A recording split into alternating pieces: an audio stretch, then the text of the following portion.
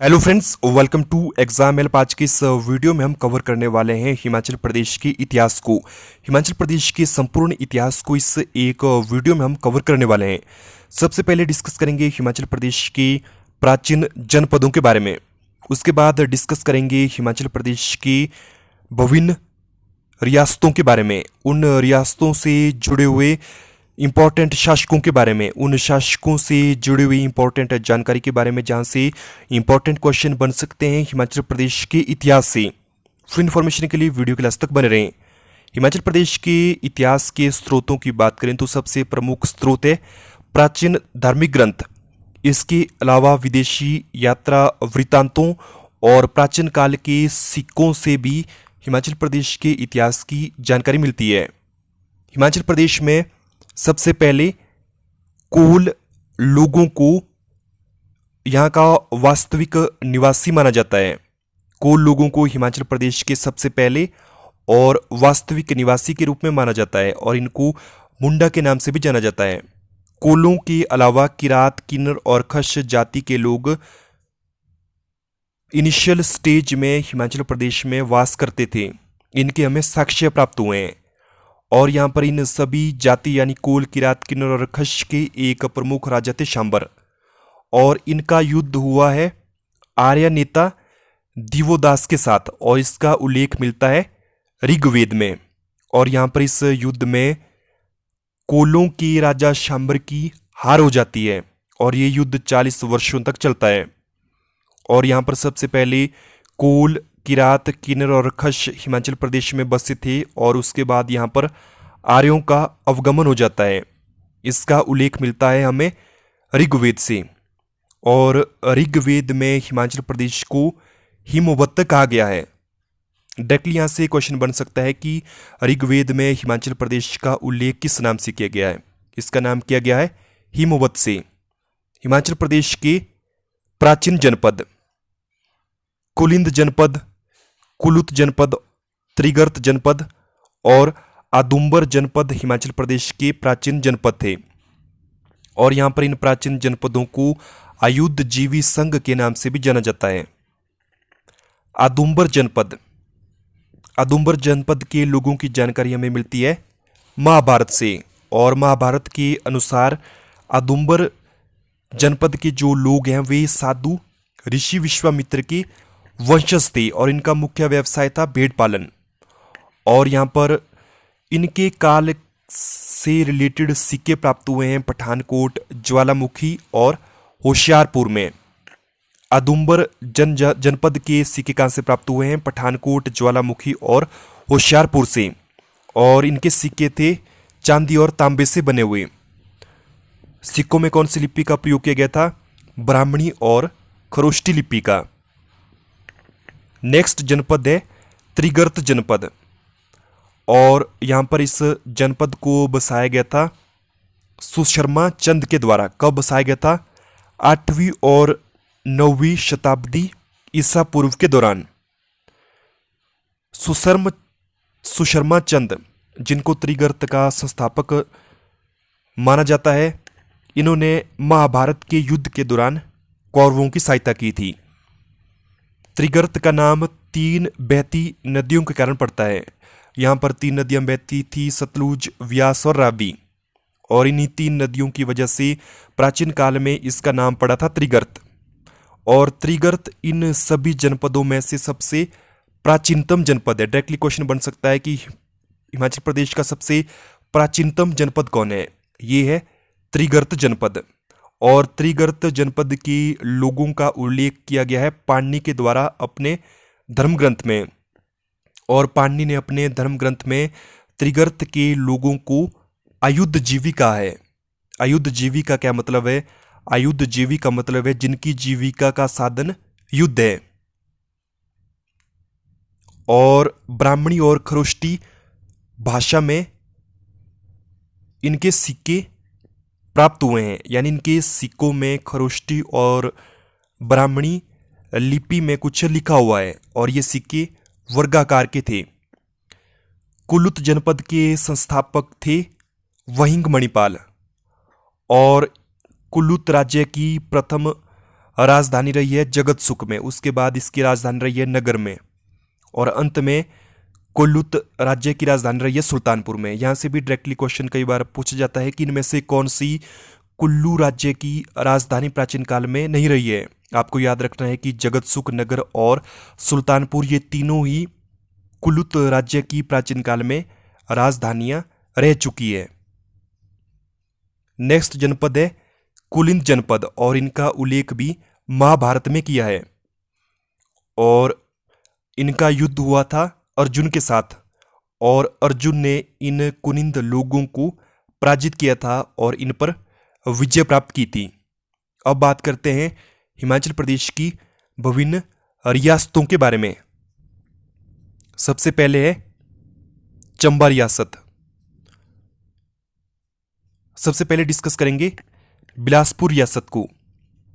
प्राचीन काल में बिलासपुर रियासत को कहलूर रियासत के नाम से जाना जाता था, और कहलूर रियासत के संस्थापक कौन थे? कहलूर रियासत यानी बिलासपुर रियासत के संस्थापक है वीरचंद। इनका संबंध कहाँ से है? इनका संबंध है बुंदेलखंड के राजपूत परिवार से, और ये जो है चंदेल राजपूत वंश से बिलोंग करते थे। कहलूर के शासक राजा ज्ञानचंद अकबर के समकालीन थे, और इन्होंने इस्लाम धर्म को अपनाया था। डायरेक्टली यहाँ से क्वेश्चन बन सकता है कि कहलूर रियासत के वे कौन से शासक हैं जिन्होंने इस्लाम धर्म को अपनाया था। तारागढ़ किले का निर्माण किसके द्वारा किया गया था? तारागढ़ किले का निर्माण किया गया था कहलूर के शासक राजा ताराचंद के द्वारा हिंडूर में, यानी नालागढ़ में। हिंडूर नालागढ़ की स्थापना किस शासक के द्वारा की गई थी? हिंडूर नालागढ़ की स्थापना की गई थी कहलूर के शासक राजा अजीत चंद के द्वारा। बिलासपुर नगर की स्थापना किसने की है? बिलासपुर नगर की स्थापना की गई है राजा दीपचंद के द्वारा। कहलूर रियासत की स्थापना की है वीरचंद ने, या फिर आप बोल सकते हो कि बिलासपुर रियासत के संस्थापक है वीरचंद, जबकि बिलासपुर नगर के संस्थापक है राजा दीपचंद। और राजा दीपचंद ने 1654 ईस्वी के दौरान अपनी राजधानी को परिवर्तित किया था बिलासपुर में। वीरचंद ने जब बिलासपुर रियासत का निर्माण किया था तो उस दौरान उन्होंने अपनी राजधानी रखी थी नैना देवी की पहाड़ियों को, और उसके बाद राज दीपचंद ने 1654 ईस्वी के दौरान अपनी राजधानी परिवर्तित की थी बिलासपुर में, और इन्होंने ही बिलासपुर नगर की स्थापना की है। और इन्होंने कुछ संबोधनों को बढ़ावा दिया था, जैसे जयदेवा से राजा को संबोधित किया जाएगा और राम राम से राणा को संबोधित किया जाएगा। नेक्स्ट, कहलूर या फिर बिलासपुर रियासत के इंपॉर्टेंट शासक है राजा भीमचंद। राजा भीमचंद ने सिखों के गुरु गोविंद से लड़ाई लड़ी थी। नेक्स्ट, बिलासपुर के इंपॉर्टेंट शासक है महानचंद, और महानचंद ने अंबर सिंह थापा को कांगड़ा के शासक राजा संसार चंद को हराने के लिए आमंत्रित किया था और इनसे मदद मांगी थी। राजा आनंद चंद। राजा आनंद चंद बिलासपुर रियासत के अंतिम शासक थे। 15 अगस्त 1948 को जब बिलासपुर को पार्ट सी स्टेट बनाया गया था तो उस दौरान बिलासपुर के प्रथम मुख्य आयुक्त के रूप में नियुक्त किया गया था राजा आनंद चंद को। बिलासपुर के रंग महल का निर्माण किस शासक के द्वारा किया गया था? इसका निर्माण किया गया था राजा विजय चंद के द्वारा। इसके अलावा 1857 की क्रांति के दौरान बिलासपुर रियासत के शासक कौन थे? ये थे हीराचंद, और 1857 की क्रांति के दौरान हीराचंद अंग्रेजों के पक्ष में थे। नेक्स्ट रियासत है चंबा रियासत। चंबा रियासत का प्रसिद्ध सिक्का कौन सा था? चंबा रियासत का प्रसिद्ध सिक्का था चकला रियासत। चंबा रियासत के संस्थापक कौन है? चंबा रियासत के संस्थापक है मेरुवर्मन। और इन्होंने अपनी राजधानी कहाँ रखी थी? इन्होंने अपनी राजधानी रखी थी ब्रह्मपुर में। और ब्रह्मपुर करंट टाइम में भरमौर है। जो आज का भरमौर है ये प्राचीन समय में ब्रह्मपुर के नाम से जाना जाता है। अजय वर्मन चंबा के शासक थे। इनके कार्यकाल के दौरान दिल्ली से गद्दी भारत आए थे और भरमौर में बस गए थे। और ये गद्दी जनजाति अभी भी चंबा में निवास करती है। साहिल वर्मन चंबा के सभी राजाओं में से सबसे प्रसिद्ध और प्रतापी राजा थे। और साहिल वर्मन ने चंबा नगर की स्थापना की थी। चंबा रियासत की स्थापना की थी मेरुवर्मन ने। राजधानी रखी थी ब्रह्मपुर। जबकि चंबा नगर की स्थापना की थी साहिल वर्मन ने। और इन्होंने राजधानी को शिफ्ट किया था ब्रह्मपुर से चंबा।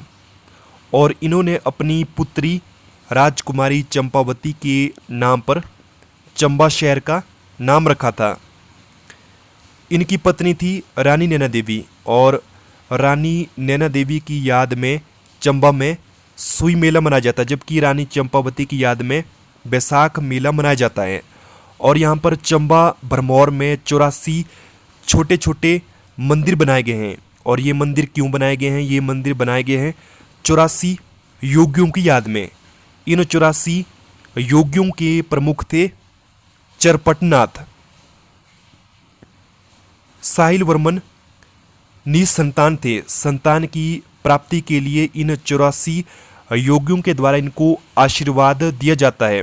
उसके बाद साहिल वर्मन को 10 पुत्र और 1 पुत्री प्राप्त होती है। और इन 84 योगियों की याद में चंबा के भरमौर में 84 छोटे छोटे मंदिर बनाए गए हैं।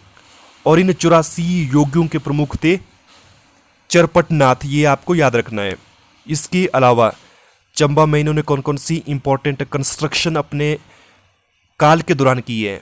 चंबा का प्रसिद्ध लक्ष्मी नारायण मंदिर, इसके अलावा कामेश्वर मंदिर राजा साहिल वर्मन के द्वारा बनाए गए हैं। प्रताप सिंह बर्मन अकबर के समकालीन थे। डायरेक्टली यहाँ से क्वेश्चन बन सकता है कि इनमें से कौन सा चंबा का शासक अकबर का समकालीन था? ये थे प्रताप सिंह वर्मन। नेक्स्ट चंबा के शासक है जनार्दन। जनार्दन जब चंबा के शासक बनते हैं तो इनका युद्ध चलता है नूरपुर के शासक राजा सूरजमल के साथ। और ये युद्ध जो है 12 वर्षों तक चलता है। राजा सूरजमल को मुगलों के द्वारा कांगड़ा किले को जीतने के लिए भेजा जाता है। और पहले सूरजमल मुगलों के पक्ष में था, लेकिन बाद में 1618 ईस्वी के दौरान ये जो है मुगलों के विरुद्ध क्रांति करता है। क्रांति करने की वजह से मुगल राजा सूरजमल के विरुद्ध युद्ध छेड़ देते हैं। और बाद में मजबूर होकर सूरजमल चंबा में शरण लेने के लिए विवश हो जाता है।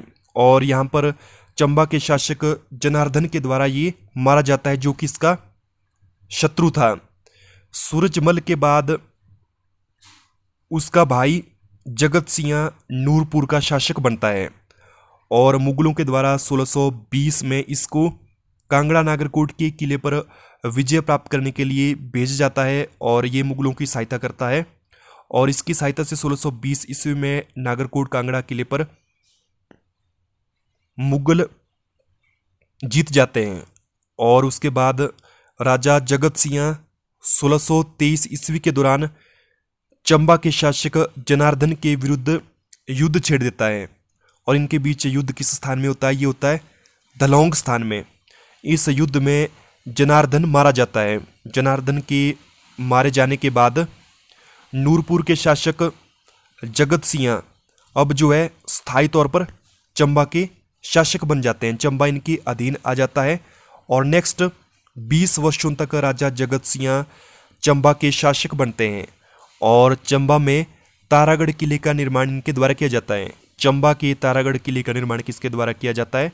जगत सिंह के द्वारा। बेसिकली ये नूरपुर के शासक थे और इन्होंने 20 वर्ष तक चंबा पर शासन किया। नेक्स्ट शासक है पृथ्वी सिंह। पृथ्वी सिंह जनार्दन के पुत्र है, जो कि नूरपुर के शासक जगत सिंह के द्वारा मारा जाता है। जनार्दन का पुत्र पृथ्वी सिंह 1641 ईस्वी में राजा जगत सिंह मुगलों के विरुद्ध क्रांति करता है। पहले राजा जगत सिंह मुगलों के पक्ष में युद्ध लड़ता है और 1620 ईस्वी में जो है ये नागरकोट कांगड़ा के किले में जीतने में मुगलों की सहायता करता है, लेकिन बाद में ये भी मुगलों के विरुद्ध क्रांति करता है। फिर मुगल इसके विरुद्ध युद्ध छेड़ देते हैं और अब राजा जगत सिंह कमजोर पड़ जाता है। इसका फायदा उठाकर पृथ्वी सिंह, जो कि जनार्दन का पुत्र है, सुकेती और मंडी की मदद से अपना खोया हुआ साम्राज्य प्राप्त कर लेता है और चंबा का शासक बन जाता है। और पृथ्वी सिंह के कार्यकाल के दौरान ही वर्मन उपनाम का अंत हो जाता है। चंबा के जितने भी शासक थे पहले इनका उपनाम वर्मन रहता था, जैसे साहिल वर्मन, और इसी के कार्यकाल के दौरान जो है ये उपनाम पूरी तरह से हटा दिया जाता है। और डायरेक्टली यहाँ से क्वेश्चन बन सकता है कि किस चंबा के शासक के शासनकाल के दौरान वर्मन उपनाम को समाप्त किया गया या फिर हटा दिया गया। यह है पृथ्वी सिंह। और जब पृथ्वी सिंह चंबा के शासक बनते हैं तो ये अपनी राजकीय कोठियां स्थापित करते हैं। कहाँ करते हैं? चुरा और पांगी में। छत्र सिंह 1678 ईस्वी के दौरान औरंगजेब ने हिंदू मंदिरों को नष्ट करने का हुक्म दिया था और इस हुक्म को मानने से इनकार किस शासक ने किया था? छत्र सिंह ने। चंबा के शासक छत्र सिंह ने 1678 ईस्वी के दौरान औरंगजेब के हिंदू मंदिरों को नष्ट करने के हुक्म को मानने से इनकार किया था। और यहां पर नेक्स्ट शासक बनते हैं छत्र सिंह के पुत्र उदय सिंह। और उदय सिंह अपने शासनकाल के दौरान एक नाई को अपना वजीर नियुक्त करते हैं। उदय सिंह एक योग्य शासक नहीं थे। भूरी सिंह 12 मई 1904 ईस्वी को चंबा का शासक बनता है भूरी सिंह। और इन्हीं के शासनकाल के दौरान भूरी सिंह म्यूजियम का उद्घाटन होता है 1908 ईस्वी के दौरान। और यहाँ से कई बार क्वेश्चन बन चुका है कि भूरी सिंह म्यूजियम किस डिस्ट्रिक्ट में स्थित है, कब इसका उद्घाटन हुआ। और भूरी सिंह के द्वारा प्रथम विश्व युद्ध के दौरान अंग्रेजों की सहायता की गई थी। और 1919 ईस्वी के दौरान भूरी सिंह की मृत्यु हो जाती है। नेक्स्ट रियासत है कांगड़ा रियासत। कांगड़ा रियासत, हमीरपुर रियासत, ये दोनों ही रियासतें कांगड़ा त्रिगर्त का हिस्सा थी। त्रिगर्त प्राचीन समय में जालंधर के नाम से जाना जाता था और त्रिगर्त के संस्थापक कौन थे? ये थे सुशर्मा चंद्र।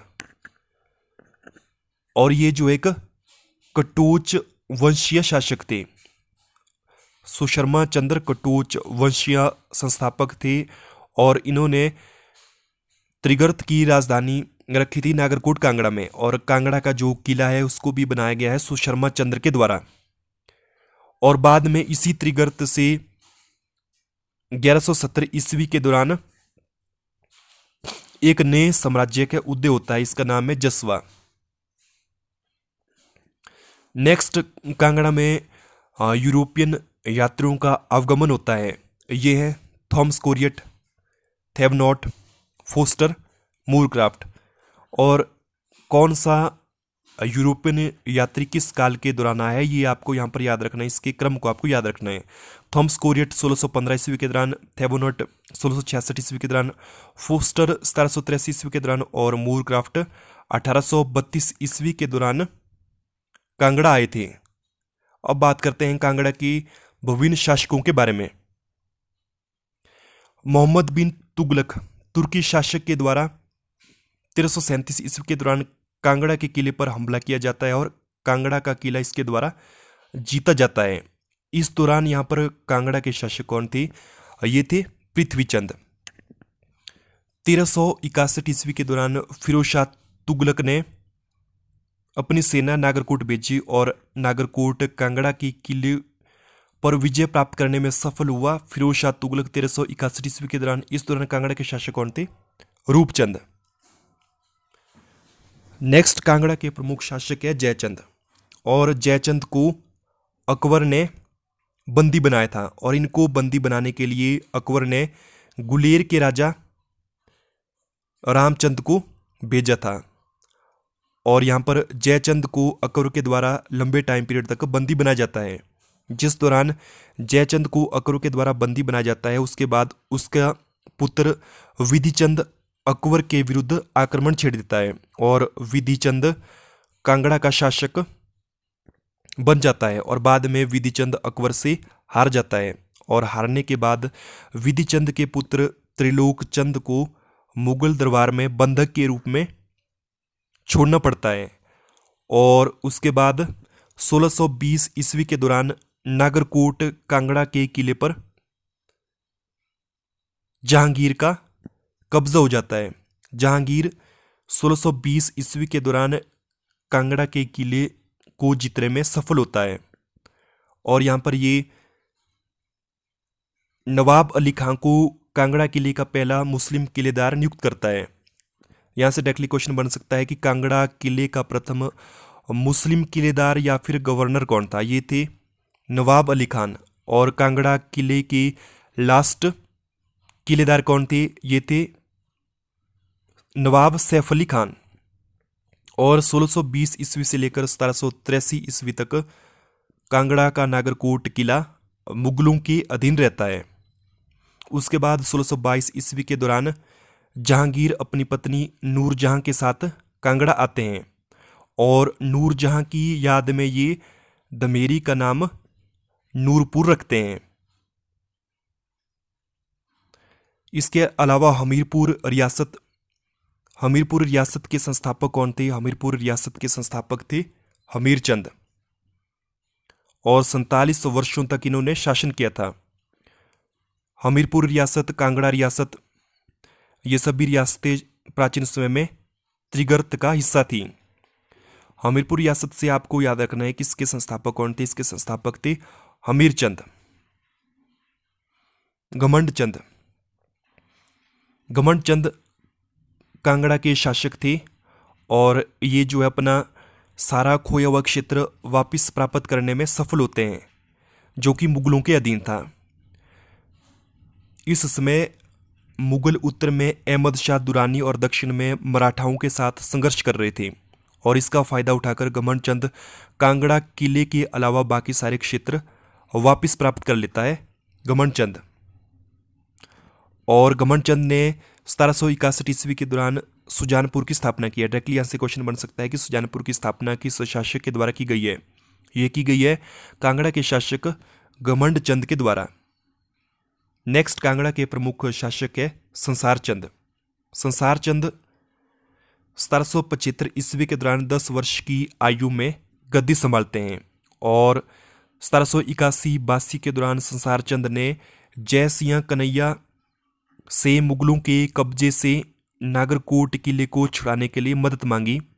और जहां पर सैफ अली खां की सेना थी। सैफ अली खान मुगलों के अंतिम नागरकोट किले के गवर्नर थे और यहाँ पर जय सिंह कन्हैया की मदद से संसार चंद नागरकोट के किले को वापस प्राप्त कर लेता है और अगले 4 सालों तक नागरकोट किला जय सिंह के पास रहता है। और बाद में 1787 ईस्वी के दौरान जय सिंह ने यह किला संसार चंद को दे दिया और उसके बदले उन्होंने मैदानी क्षेत्र लिए। उसके बाद संसार चंद चंबा पर आक्रमण करता है। इस आक्रमण का कारण था रिहलू क्षेत्र की मांग। इन्होंने उस दौरान चंबा के शासक राज सिंह से रिहलू क्षेत्र की मांग की थी। उन्होंने इस मांग को मानने से इनकार किया। उसके बाद चंबा के शासक राज सिंह और संसार चंद के बीच युद्ध हो जाता है। इस युद्ध में राज सिंह हार जाते हैं। उसके बाद संसार चंद ने मंडी साम्राज्य पर भी आक्रमण किया है और आक्रमण करने के बाद इन्होंने मंडी के नवयुवक राजा ईश्वरी सेन को पकड़कर नादौन में 12 वर्षों तक बंदी रखा था। सबसे पहले इन्होंने चंबा पर आक्रमण किया। चंबा पर आक्रमण करने के बाद इन्होंने मंडी रियासत पर आक्रमण करके वहां की राजकुमार राजा ईश्वरी सेन को 12 वर्षों तक बंदी बनाया। उसके बाद इन्होंने कहलूर की तरफ रुख किया। संसार चंद की शक्ति लगातार बढ़ती जा रही थी। इसको देखते हुए बहुत सारे पहाड़ी राजाओं ने संसार चंद के खिलाफ एक संधि की और इसी संधि के तहत कहलूर के शासक महान चंद ने अमर सिंह थापा को निमंत्रण भेजा और उसके बाद अमर सिंह थापा जो कि संसार चंद के विरुद्ध युद्ध लड़ते हैं 1806 ईस्वी के दौरान। और यहाँ पर 1806 ईस्वी के दौरान राजा संसार चंद और अमर सिंह थापा के बीच महलमुरिया नामक स्थान पर युद्ध होता है। ये महलमुरिया नामक स्थान करंट टाइम में पड़ता है हमीरपुर डिस्ट्रिक्ट में। और इस युद्ध में संसार चंद की पराजय हो जाती है और इस पराजय के बाद कांगड़ा का नागरकोट किला अमर सिंह थापा के कब्जे में आ जाता है। और उसके बाद जैसे ही संसार चंद गोरखों से हार जाता है तो गोरखा नादौन पहुंचकर ईश्वरी सेन को आज़ाद करते हैं जो कि मंडी का राजकुमार था। और बाद में राजा संसार चंद 1809 में अपने भाई फतेह चंद के जरिए रणजीत सिंह से मदद मांगता है और रणजीत सिंह को आमंत्रित करता है गोरखाओं के विरुद्ध युद्ध लड़ने के लिए। और 1809 ईस्वी के दौरान गोरखाओं और राजा रणजीत सिंह के बीच युद्ध होता है। इस युद्ध में राजा रणजीत सिंह जीत जाता है और 24 अगस्त 1809 को किला रणजीत सिंह के अधीन हो जाता है। और यहाँ पर कांगड़ा के नागरकोट किले के गवर्नर के रूप में राजा रणजीत सिंह देसा सिंह मजीठिया को नियुक्त करते हैं। और देसा सिंह मजीठिया कांगड़ा किले का प्रथम सिख राज्यपाल नियुक्त होता है। वर्ष 1824 के दौरान राजा संसार चंद की मृत्यु हो जाती है और बाद में अनिरुद्ध चंद जो कि राजा संसार चंद के पुत्र थे ये कांगड़ा के शासक बनते हैं। 9 मार्च 1846 को सिखों और अंग्रेजों के बीच संधि के अनुसार कांगड़ा प्रत्यक्ष रूप से अंग्रेजों के अधीन हो जाता है। संसार चंद की मृत्यु के बाद कांगड़ा पर रणजीत सिंह का आधिपत्य हो जाता है और बाद में रणजीत सिंह और अंग्रेजों के बीच जो है युद्ध होता है। और बाद में 9 मार्च 1846 को इनके बीच एक संधि हो जाती है और इस संधि के बाद जो है कांगड़ा प्रत्यक्ष रूप से अंग्रेजों के अधीन हो जाता है। और अब आने वाले समय के लिए कांगड़ा अंग्रेजों के अधीन हो जाता है। जसवा रियासत का निर्माण इसी कांगड़ा रियासत से हुआ है। कब हुआ है? 1170 ईस्वी के दौरान कटोच परिवार की राजा पूर्वचंद ने इसकी स्थापना की थी। जसवा रियासत से रिगार्डिंग आपको याद रखना है कि इसकी स्थापना किसके द्वारा की गई थी? इसकी स्थापना की गई थी पूर्वचंद के द्वारा। और जसवा रियासत किस रियासत का पार्ट था? ये था कांगड़ा रियासत का पार्ट। नेक्स्ट है गुलेर रियासत। गुलेर रियासत का वास्तविक नाम क्या था? इसका वास्तविक नाम था ग्वालियर। और गुलेर रियासत के शासक थे रामचंद। और अकबर के आदेश पर कांगड़ा के राजा जयचंद को रामचंद के द्वारा पकड़ा गया था। और नेक्स्ट गुलेर के शासक रूपचंद थे जिन्होंने 1620 ईस्वी में कांगड़ा किले पर कब्जा करने के लिए मुगलों की मदद की थी और जहांगीर के द्वारा इनको बहादुर की उपाधि दी गई थी। गुलेर के वे कौन से शासक थे जिनको जहांगीर के द्वारा बहादुर की उपाधि दी गई थी? ये थी रूपचंद। मानसिंह के कार्यकाल के दौरान परिवार का उपनाम बदलकर सिंह कर दिया गया। गुलेर के शासक जिनका उपनाम पहले चंद हुआ करता था, मानसिंह के शासनकाल के दौरान इनका उपनाम बदलकर सिंह कर दिया गया।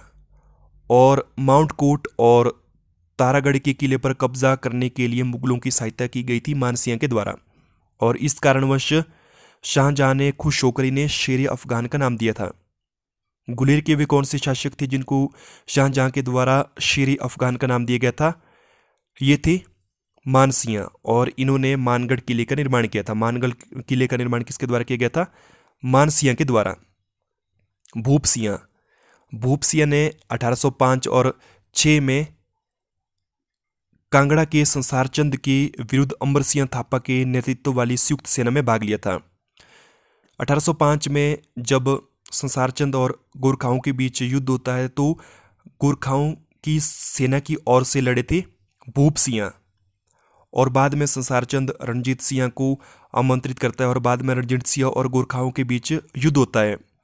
और यहाँ पर रणजीत सिंह की विजय हो जाती है और रणजीत सिंह की सेना का नेतृत्व यहाँ पर किया गया था देसा सिंह मजेठिया के द्वारा। और यहाँ पर इन्होंने सबसे पहले गुलेर की रियासत को अपने कब्जे में लिया था और गुलेर रियासत के राजा भूप सिंह ने 1805 में राजा संसार चंद के खिलाफ युद्ध लड़ा था। इस वजह से इन्होंने सबसे पहले गुलेर को अपने कब्जे में लिया।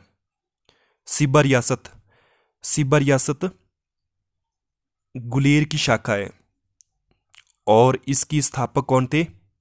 गुलेर के राजा के छोटे भाई सिब्बा चंद द्वारा स्थापित। सिब्बा रियासत के बारे में आपको याद रखना है कि ये किस रियासत की शाखा है या फिर सिब्बा रियासत का निर्माण किस रियासत से हुआ है। ये हुआ है गुलेर रियासत से। किसके द्वारा इसकी स्थापना की गई है? इसकी स्थापना की गई है सिबराब चंद द्वारा। नेक्स्ट रियासत है नूरपुर रियासत। नूरपुर रियासत की वास्तविक राजधानी थी पठानकोट और नूरपुर का वास्तविक नाम क्या था? नूरपुर का वास्तविक नाम था धमेरी और नूरपुर का नाम नूरपुर रखा गया था जहांगीर के द्वारा अपनी पत्नी नूरजहां के नाम पर। और नूरपुर रियासत के प्रमुख शासक थे सूरजमल और जगत सिंह।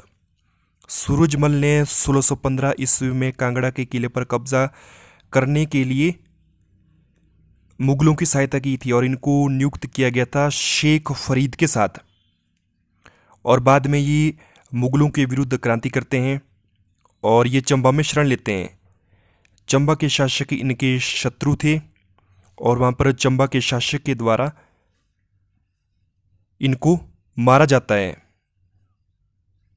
और उसके बाद इनके भाई जगत सिंह नूरपुर रियासत के शासक बनते हैं और इनको मुगलों के द्वारा 1620 ईस्वी में नागरकोट कांगड़ा किले पर कब्जा करने के लिए नियुक्त किया जाता है सूरदास राय रियान के साथ। और ये 1620 ईस्वी में नागरकोट के किले पर कब्जा करने में सफल रहते हैं। चंबा का शासक जनार्दन, जिसने जगत सिंह के भाई सूरजमल की हत्या की थी, बाद में जगत सिंह और जनार्दन के बीच युद्ध होता है जिसमें जनार्दन की पराजय हो जाती है।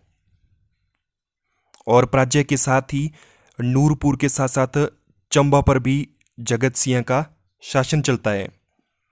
और बाद में जगत सिंह मुगलों के खिलाफ बगावत करता है और उसके बाद नूरपुर की सत्ता रणजीत सिंह के पास चली जाती है। नेक्स्ट यहाँ पर इंपॉर्टेंट क्वेश्चन है, नूरपुर का किला किसके द्वारा बनाया गया था? नूरपुर का किला राजा वसु के द्वारा बनाया गया था अकॉर्डिंग टू तजुकी जहांगीरी। तजुकी जहांगीरी, जहांगीर की आत्मकथा, इसके अकॉर्डिंग नूरपुर का किला राजा वसु के द्वारा बनाया गया था। नेक्स्ट रियासत है कुल्लू रियासत। कुल्लू रियासत का वास्तविक नाम क्या था? कुल्लू रियासत का वास्तविक नाम था कुल्लुत। इसके संस्थापक थे वहिंग मणिपाल। इनका संबंध कहाँ से था? इनका संबंध था प्रयाग इलाहाबाद से। और कुल्लू के सबसे महान शासक कौन थे? ये थे जगत सिंह। डायरेक्टली आपसे पूछा जा सकता है कि कुल्लू के इनमें से कौन से शासक सबसे महान थे? ये थे जगत सिंह। और इन्होंने 1653 ईस्वी के दौरान रघुनाथ की मूर्ति अयोध्या से जगत सुख लाई थी। और किसके द्वारा ये लाई गई थी? ये लाई गई थी दामोदर दास के द्वारा। दामोदर दास के द्वारा रघुनाथ की मूर्ति लाई गई थी और इसको लाने का आदेश दिया गया था राजा जगत सिंह के द्वारा। और इन्होंने अपनी राजधानी को शिफ्ट किया था नगर से सुल्तानपुर। और इनका कार्यकाल रहा है 1637 ईस्वी से लेकर 1672 ईस्वी के दौरान। रुद्रपाल, इसके राज्य में स्पीति के राजा राजेंद्र सेन द्वारा कुल्लू पर आक्रमण किया जाता है और रुद्रपाल को वार्षिक भुगतान देने पर विवश किया जाता है। डायरेक्टली यहाँ से क्वेश्चन बन सकता है कि स्पीति के राजा राजेंद्र सेन के द्वारा कुल्लू पर आक्रमण किया जाता है। इस दौरान कुल्लू के शासक कौन थे? ये थे रुद्रपाल। श्री दत्तेश्वर पाल, श्री दत्तेश्वर पाल जब कुल्लू के शासक थे तो तब 700 ईस्वी के दौरान चंबा के राजा मेरू बर्मन ने कुल्लू पर आक्रमण किया और इसी आक्रमण के साथ कुल्लू रियासत मेरू वर्मन के अधीन आ जाती है। मेरू वर्मन के समय जब कुल्लू पर हमला हुआ था तो वहाँ के शासक कौन थे? ये थे श्री दत्तेश्वर पाल, श्री जरेश्वर पाल। तिब्बती राजा और चंबा राजा के बीच युद्ध हो जाता है और इस युद्ध में चंबा की राजा की मृत्यु हो जाती है और इसका फायदा उठाकर जरेश्वर पाल अपनी रियासत को लेने में सफल हो जाता है, जो कि चंबा के शासकों के अधीन थी।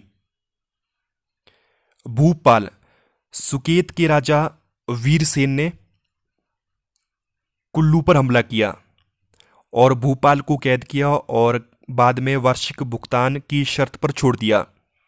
वीरसेन ने कुल्लू के किस शासक के दौरान कुल्लू पर हमला किया था? ये था भूपाल, और इनको वार्षिक भुगतान देने की शर्त पर छोड़ दिया था। कुल्लू के नेक्स्ट शासक है कैलाशपाल और इनके शासनकाल के दौरान पाल उपनाम खत्म हो गया और पाल उपनाम वाला ये कुल्लू का अंतिम शासक था। नेक्स्ट है मानसिया। मानसिया कुल्लू के शासक जिन्होंने मंडी पर आक्रमण किया और द्रंग में नमक की खानों समेत पूरे क्षेत्र पर कब्जा किया। नेक्स्ट रियासत है सुकेत रियासत और मंडी रियासत। सुकेत रियासत से ही मंडी रियासत का निर्माण होता है।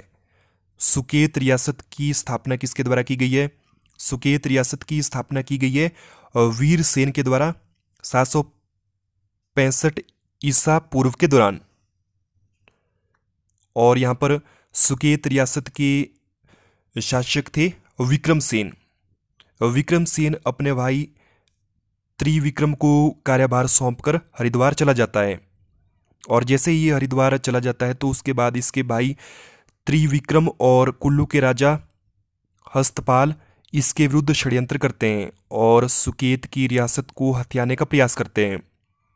कुल्लू के शासक हस्तपाल जो कि भूपाल के पुत्र हैं, कुल्लू के शासकों को मंडी या फिर सुकेत के शासकों को वार्षिक लगान देना पड़ता था। तो इस लगान से छुटकारा पाने के लिए हस्तपाल जो है त्रिविक्रम जो कि विक्रमसेन का भाई है इसके साथ रणनीति बनाते हैं और विक्रमसेन को हराने का प्रयास करते हैं। उसके बाद विक्रमसेन, त्रिविक्रम और हस्तपाल के बीच युद्ध होता है। युद्ध में विक्रमसेन सफल हो जाता है सुकेत रियासत को प्राप्त करने में।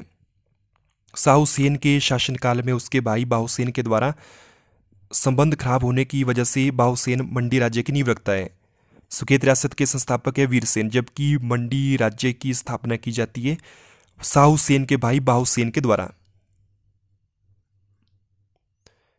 श्यामसेन, मंडी के शासक श्यामसेन, इनकी रानी जो बुशैर से थी, इन्होंने राजकुमार रामसेन को मारने के लिए साजिश रची जो कि गुलेरी रानी का पुत्र था। ये अपने पुत्र को शासक बनाना चाहती थी लेकिन ये इस षड्यंत्र में असफल हो जाती है और बाद में नूरपुर के शासक जगत सिंह के द्वारा सुकेत पर हमला किया जाता है। जगत सिंह के रिगार्डिंग हम ऑलरेडी डिस्कस कर चुके हैं।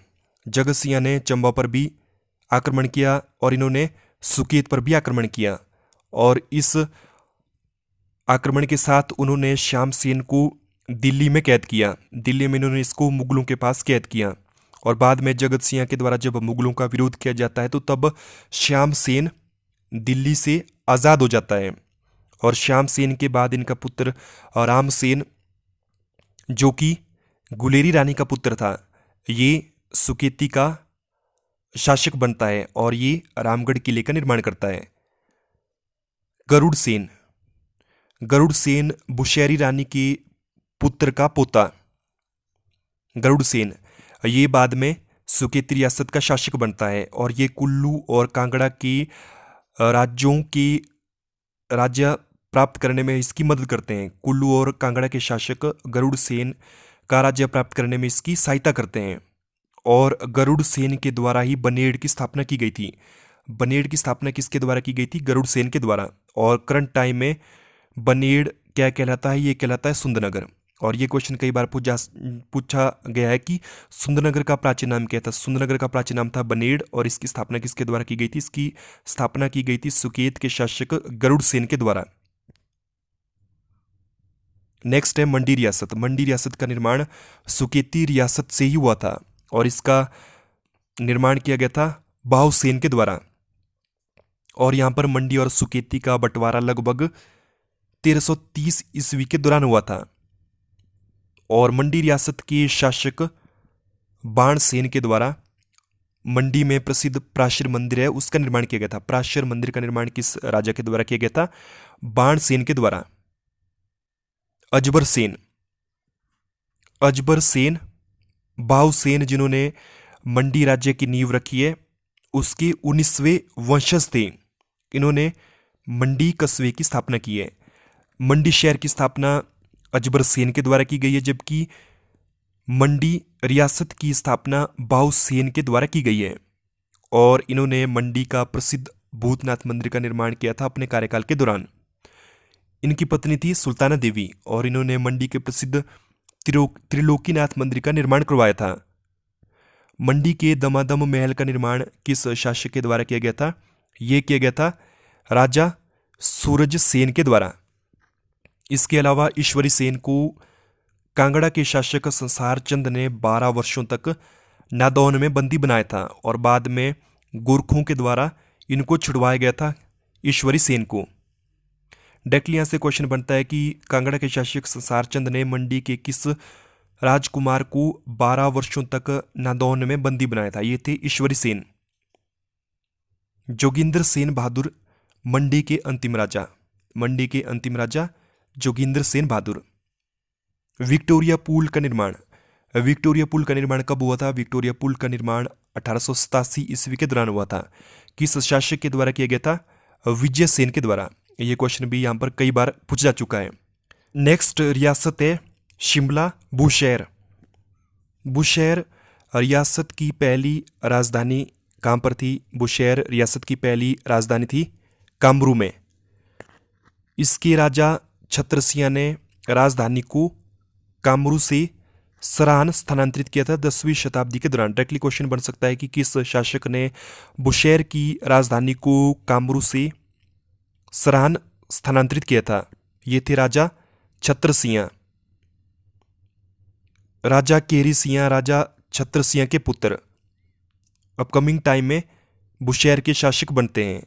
और जब 1681 में लद्दाख और तिब्बत के बीच युद्ध होता है तो इस युद्ध में ये तिब्बत का समर्थन करते हैं, जबकि लद्दाख का समर्थन किया जाता है मुगलों के द्वारा।